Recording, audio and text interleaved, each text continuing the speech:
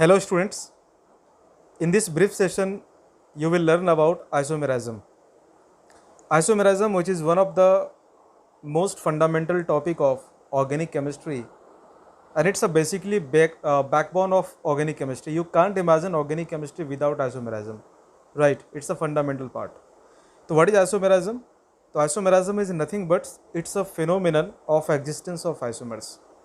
That is the more important part is isomers. अगर आप isomers समझ जाते हो कि आइसोमर्स क्या होता है, तो आइसोमर्स के एग्जिस्टेंस को ही आइसोमेरिज्म कहते हैं. तो basically we have to discuss isomers. तो आइसोमर्स क्या होंगे? तो आइसोमर्स ये वो ऑर्गेनिक कंपाउंड्स होंगे which having same molecular formula but one और मोर डिफरेंट प्रॉपर्टीज़. ये मैंने क्यों लिखा है? बिकॉज आइसोमेरिज्म कई टाइप्स के हो सकते हैं और किसी टाइप में वन और फ्यू प्रॉपर्टीज़ मैच करेगा, किसी में एक प्रॉपर्टी मैच करेगी, किसी में फिजिकल मैच करेगा, किसी में केमिकल डिफरेंट होंगे. तो एज एन एग्रीगेट हम लोग ये कह सकते हैं कि in all kinds of isomers molecular formula that is 100% same, वो तो सेम होगा ही होगा. और दूसरी तरफ क्या कह सकते हैं? वन और मोर प्रॉपर्टीज़ डिफरेंट. इतनी बात आई समझ में कि आइसोमर्स क्या होंगे? ये वो ऑर्गेनिक कंपाउंड्स होंगे जिनमें मॉलिक्यूलर फार्मूला तो सेम होगा पर इनकी प्रॉपर्टीज़ एक या एक से ज़्यादा वो अलग हो सकती है. सबसे कॉमन एग्जांपल ले लो, जैसे कि आपने डाईमिथाइल ईथर की बात कर ली, राइट? तो डाईमिथाइल ईथर है CH3OCH3. और फिर आपने एथेनॉल की बात कर ली विच इज़ CH3CH2OH. और जैसे कि आप देख पा रहे हैं कि दोनों की प्रॉपर्टीज़ में ह्यूज डिफरेंस है. एथेनॉल हाइड्रोजन बॉन्ड का एक्सेप्टेड डोनर दोनों है और ईथर सिर्फ हाइड्रोजन बॉन्ड का एक्सेप्टर है. अल्कोहलिक कंपाउंड्स की जो रिएक्टिविटी होती है, जो प्रॉपर्टीज़ होती है, जैसे ये डिहाइड्रेशन रिएक्शन शो करेगा and so many other kinds of reaction be also shown here. लेकिन ईथर की जो प्रॉपर्टीज़ होगी वो अल्कोहल से डिफरेंट होगी. दोनों का फॉर्मूला क्या होगा? C2H6O. तो both having same molecular formula but different chemical properties, in fact different physical properties also. जैसे दोनों की बॉइलिंग पॉइंट में डिफरेंस है, दोनों का मोलर मास सेम है, फिर भी आप देखोगे कि अल्कोहल का बॉइलिंग पॉइंट हाई होगा in comparison to ether, right? Because of extensive hydrogen bonding, है ना. फिर आपका जो अल्कोहल है ये वाटर में सॉल्युबल होगा. Lower alcohols are soluble in water in all extents, लेकिन ईथर की सॉल्युबिलिटी अल्कोहल के कंपैरिजन में ना के बराबर है, काफ़ी कम है, ठीक है ना. तो प्रॉपर्टीज़ यहाँ पे डिफरेंट है. फिर कितने तरह के आइसोमेरिज्म होते हैं? तो isomers can be categorized into two broad categories, constitutional और स्ट्रक्चरल आइसोमर्स, और दूसरा आप कह सकते हैं स्टीरियो आइसोमर्स, राइट. कॉन्स्टिट्यूशनल या स्ट्रक्चरल आइसोमर्स का मतलब है कि यहाँ पे मॉलिक्यूलर फॉर्मूला तो सेम होगा लेकिन स्ट्रक्चरल फॉर्मूला डिफरेंट होगा. जैसे अभी जो हमने एग्जांपल लिया था ईथर एंड अल्कोहल का, इनमें दोनों के स्ट्रक्चरल फॉर्मूले को आप देख रहे हो डिफरेंट है, क्योंकि यहाँ पे ऑक्सीजन की दोनों वैलेंसी कार्बन से सेटिस्फाइड है और यहाँ पर ऑक्सीजन की एक वैलेंसी कार्बन और दूसरी वैलेंसी हाइड्रोजन से सेटिस्फाइड है, और स्ट्रक्चरल फॉर्मूला भी दोनों का अलग है. तो इस तरह के आइसोमर्स कॉन्स्टिट्यूशनल आइसोमर्स कहलाते हैं. लेकिन स्टीरियो आइसोमर्स में क्या होगा कि स्ट्रक्चरल फॉर्मूला भी सेम होगा, मॉलिक्यूलर फॉर्मूला तो सेम होगा ही, लेकिन 3 डायमेंशनल जो ओरिएंटेशन होंगे, जो एटम्स के पोजीशंस होंगे, वहाँ पे आपको डिफरेंस देखने को मिलेगा. इसको स्टीरियो आइसोमर्स कहते हैं. और स्टीरियो आइसोमर्स फर्दर फिर 2 कैटेगरीज का होगा, कॉन्फॉर्मेशनल एंड कॉन्फिगरेशनल. और कॉन्फिगरेशनल को फर्दर 2 कैटेगरीज में डिवाइड करेंगे, ज्योमेट्रिकल एंड ऑप्टिकल. और याद रखो सबसे important part, most important part isomerism का ये लास्ट के दोनों ही हैं. इनफैक्ट सारे पार्ट इंपॉर्टेंट होते हैं, लेकिन जो कंटेंट आप कह सकते हो कि मेजर कंटेंट जो होगा आइसोमेरिज्म के पार्ट का, वो ज्योमेट्रिकल और ऑप्टिकल में ही आएगा, ठीक है. तो ये था आपका आइसोमर्स. तो आइसोमर्स में भी फर्स्ट हम लोग देखते हैं स्ट्रक्चरल आइसोमर्स क्या होते हैं. तो जैसे मैंने आपसे कहा कि यहाँ पे मॉलिक्यूलर फॉर्मूला तो सेम होगा लेकिन स्ट्रक्चरल फॉर्मूला यहाँ पे डिफरेंट होगा, राइट. तो same molecular formula but different structural formula. और लगभग हम कह सकते हैं कि फिजिकल और केमिकल प्रॉपर्टीज़ भी यहाँ पे क्या होंगी, वो डिफरेंट होगी, ठीक है. जैसे मान लो कि हम एक और एग्जांपल ले लेते हैं. मान लो मैंने ये ब्यूटेन का केस लिया है और ये आइसोब्यूटेन का केस लिया है. इन दोनों में आप देखते हो कि कार्बन चेन का डिफरेंस है, राइट. फिर मान लो कि मैंने ब्यूटेन का चेन लिया, 2 चेन ले लिए, लेकिन इसमें अल्कोहलिक ग्रुप को एक बार सेकंड कार्बन पे अटैच किया, एक बार फर्स्ट कार्बन पे अटैच किया, राइट. तो अगर कार्बन की स्केलेटन सेम होगी, पोजीशन अलग होंगे तो पोजीशन आइसोमर्स हो जाएगा, या फिर मे बी पॉसिबल कि कार्बन की स्केलेटन ही अलग होगी जैसे आप आइसोब्यूटेन और ये नॉर्मल ब्यूटेन के केस में देख रहे हो। तो ये तो हम देखेंगे अभी नेक्स्ट स्लाइड्स में कि आइसोमर्स के डिफरेंट काइंड्स, स्ट्रक्चरल आइसोमर्स के डिफरेंट काइंड्स क्या होते हैं। अभी के लिए आपको याद ये रखना होगा कि किसी भी तरह का स्ट्रक्चरल आइसोमर्स होगा उसमें ये दो चीज़ें बिल्कुल फिक्स होंगी। First, same molecular formula but different structural formula, ये सब में आएगा। ठीक है, तो फिर हम काइंड्स देखते हैं कि हमारे पास किस किस तरह के आइसोमर्स यहाँ पे प्रेजेंट हैं। तो चेन आइसोमर्स होगा that differ in the nature of carbon skeleton और चेन, जो एग्जांपल मैंने भी दिया था। फंक्शनल आइसोमर्स का मतलब होगा कि differ in nature of function group, right. इसका मतलब यहाँ पे जैसे हमने ईथर का जो एग्जांपल लिया था, डाई ईथर ईथर ले लेते हैं और ब्यूटेनॉल ले लेते हैं, राइट। तो इन दोनों ही केस में आप देखोगे कि जो एक में फंक्शन ग्रुप है वो ईथर का है और दूसरे में फंक्शन ग्रुप अल्कोहल का है, लेकिन फॉर्मूला दोनों का मॉलिक्यूलर फॉर्मूला क्या है यहाँ पे सेम है, और स्ट्रक्चर देखने में दोनों के क्या है अलग हैं। तो मॉलिक्यूलर फॉर्मूला सेम होगा, स्ट्रक्चरल फॉर्मूला डिफरेंट होगा, and additional to that functional group अलग होगा। तो बेटा किसी भी तरह के कॉन्स्टिट्यूशनल आइसोमर्स में मॉलिक्यूलर फॉर्मूला सेम होगा ही होगा, स्ट्रक्चरल फॉर्मूला डिफरेंट होगा ही होगा। इसको हमें बार बार रिपीट करने की ज़रूरत नहीं है, ये अंडरस्टूड है। लेकिन जो डिफरेंस क्रिएट करेगा इनके डिफरेंट टाइप्स में, वो हमें याद रखना है। तो जैसे मैंने कहा कि चेन आइसोमर्स में क्या डिफरेंट है, तो चेन आइसोमर्स में डिफरेंट है different nature of carbon skeleton और चेन। इसी में एक सब टाइप आप देख सकते हो, जैसे मान लो कि आपने एक साइक्लो ब्यूटेन ले लिया और एक ब्यूटीन ले लिया, तो यहाँ पे भी दोनों के फॉर्मूले हैं C4H8, लेकिन एक साइक्लिक पार्ट में है और एक चेन के पार्ट में है। तो यहाँ पे कार्बन का जो स्केलेटन है वो डिफरेंट है, तो इसको भी हम लोग चेन आइसोमर्स की कैटेगरी में देख सकते हैं। अभी आने वाले पेजेस पे मैं आपको और एग्जांपल्स बताऊंगा। पोजीशंस आइसोमर्स का मतलब होगा कि यहाँ पे कार्बन का चेन आइडेंटिकल होगा, लेकिन फंक्शनल ग्रुप की जो पोजीशन होगी वो डिफरेंट होगी। तो यहाँ पे क्या लिखा है आपने, differ in position of function group in identical carbon chain. Next है मेटामर्स। मेटामर्स में बायवेलेंट फंक्शन ग्रुप का होना इंपॉर्टेंट है, यानी कि जिसकी वैलेंसी 2 होती है, like ether, like ketone, like ester, और इस तरह के बायवेलेंट फंक्शन ग्रुप के ईदर साइड में जो एल्काइल ग्रुप है, जैसे मिथाइल, इथाइल, प्रोपाइल, ब्यूटाइल, ऐसे ग्रुप होंगे डिफरेंट, इनको हम मेटामर्स कहते हैं। And finally and most important structural isomers, जिसको हम कहते हैं टोटोमर्स।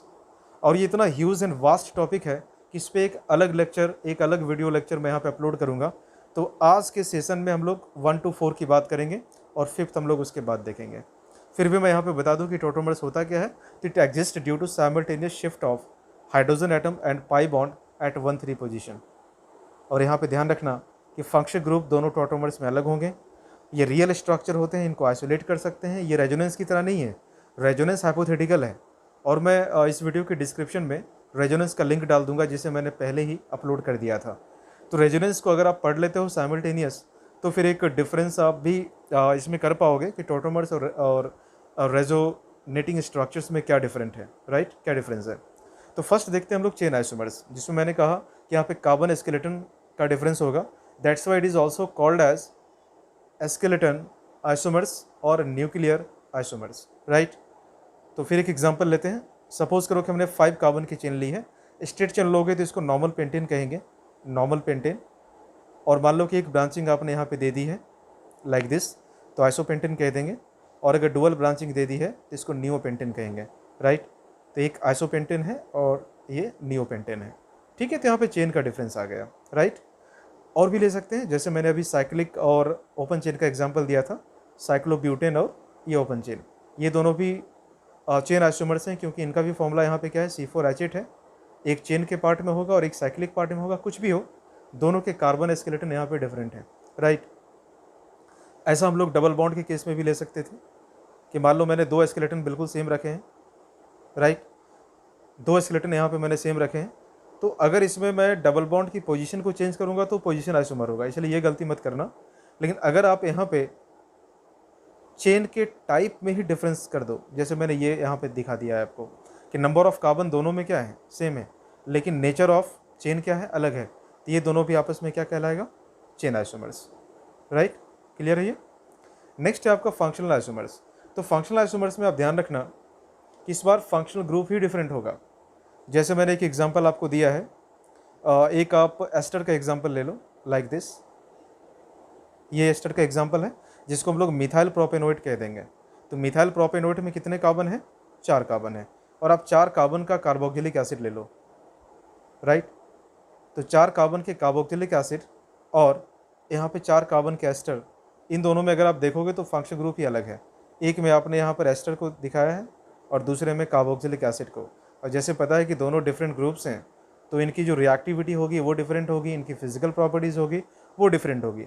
फिर हमने एग्जांपल लिया था जैसे एल्डिहाइड और कीटोन का आप ले सकते हो कि 3 कार्बन के एल्डिहाइड को प्रोपेनॉल कहते हैं और 3 कार्बन के कीटोन को एसीटोन कहते हैं, राइट। तो यहाँ पे कीटोन और एल्डिहाइड ये दोनों भी आपस में क्या होंगे, फंक्शनल आइसोमर्स होंगे, राइट। फिर एक एग्जांपल हम लोग जैसे अभी हमने लिया था अल्कोहल का और ईथर का, ये दोनों भी आपस में क्या होंगे, फंक्शनल आइसोमर्स होंगे, क्योंकि इन दोनों के भी फंक्शन ग्रुप अलग हैं। तो क्या समझ में आया, molecular formula same, structure formula different and different function groups, because of that different physical and different chemical properties. Position isomer में ध्यान रखना कि कार्बन के स्केलेटन में कोई चेंज नहीं आएगा, नेवर। कार्बन के स्केलेटन में कभी चेंज नहीं करना, सिर्फ हमें OH की पोजीशन में चेंज करना है।